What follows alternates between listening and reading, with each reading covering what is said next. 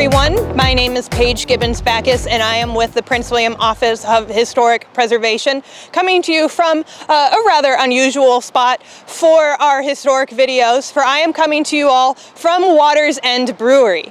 Now, we've actually started doing a joint program with several breweries here throughout Prince William County, and what we call Take a Sip of History. It's a unique way for us to get out to these breweries where you guys can grab a pint and you guys can learn about all different sorts of Prince William County history, ranging from our Revolutionary War history, our Civil War history, stories of local communities, and tonight, ghost stories.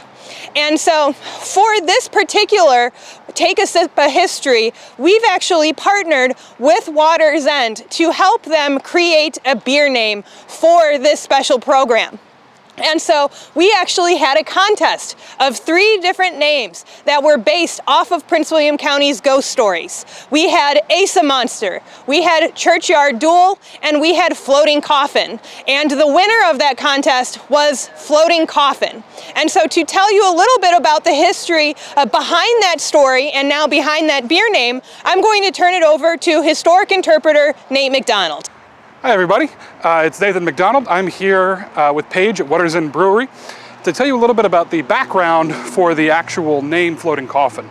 That goes back only 50 years to 1972 when Hurricane Agnes, a devastating storm that swept through Florida, back out to sea, and then back through Virginia, New York, Pennsylvania, causing a ton of damage.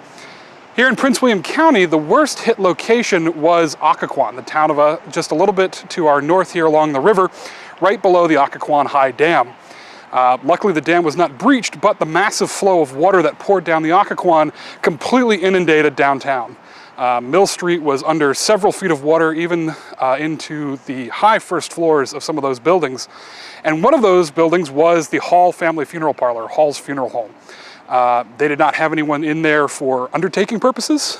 It was empty, just the coffins and supplies, but that meant as the building flooded and the back doors were blown open, that coffins floated out into Main Street amongst the boats and debris.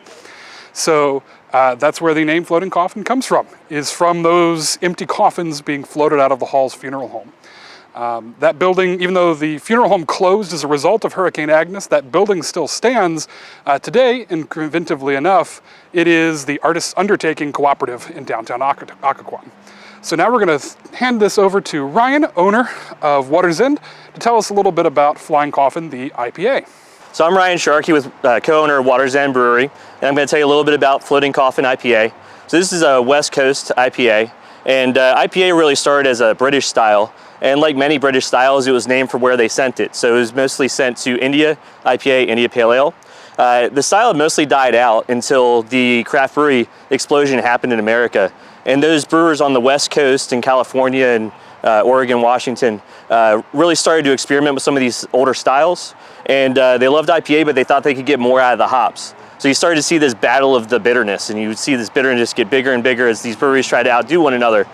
So the Floating Coffins IPA is in this style, the original IPA in America, the West Coast IPA. So you will find a pronounced bitterness in this beer. You're gonna find some of those old school hops that were around back in that time. So Centennial, Simcoe. Those hops bring you a nice piney bitterness, some grapefruit notes, some of those more citrus characters come along with it as well. And you're gonna find all that in this beer. We also experimented with some new technology, stuff called salvo, which is essentially it's a protein from hops that is concentrated and we use in the process to bring out a little bit more head retention and aroma. So pretty interesting beer, something that you can find here at our Lake Ridge location, also at Potomac Mills and down at Fredericksburg Square in Fredericksburg. Right, you've learned a little bit about the beer, you've learned a little bit about the history behind the beer. And so Floating Coffin IPA was actually released for tonight's Take a Sip of History.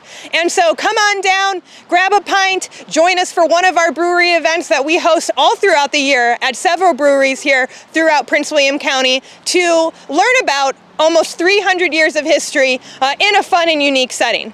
You can learn more about this program and other programs that we have with the Prince William Office of Historic Preservation on our website, on our social media channels.